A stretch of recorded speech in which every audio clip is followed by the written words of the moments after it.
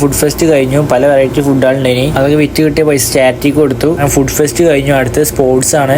കുട്ടികളൊക്കെ മാറ്റിയിട്ട് ഗ്രൗണ്ടിൽ ഇറങ്ങാൻ പറഞ്ഞു. നമ്മൾ കർണാടക വെച്ച് ലുക്കൊക്കെ മാറ്റിയിട്ട് ഗ്രൗണ്ടിൽ ഇറങ്ങി.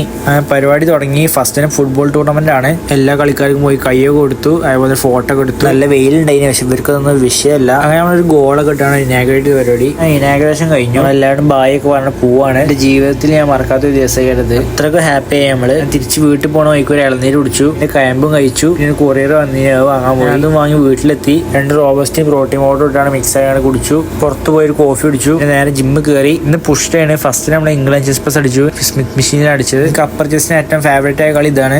പിന്നെ ഷോൾഡറിന് നമ്മൾ ലാറ്ററൈസ് ആണ് ചെയ്തത്, ലാറ്ററൈസ് മാത്രമേ ചെയ്തിട്ടുള്ളൂ. പിന്നെ ട്രൈസെപ്സിന് നമ്മൾ ഓവർ ഹെഡ് എക്സ്റ്റൻഷൻ ചെയ്തു. ഇന്ന് വർക്കൗട്ട് ചെയ്യാൻ മൂഡില്ലേനി, പക്ഷെ എന്നിട്ട് നമ്മൾ വർക്കൗട്ട് ചെയ്തു. അത്യാവശ്യം നല്ല രീതിക്കാണ് മസിൽസ് ഒക്കെ പമ്പായി. വർക്കൗട്ട് കഴിഞ്ഞ് നേരെ പോയിട്ട് ചീസ് കേക്ക് കഴിച്ചു.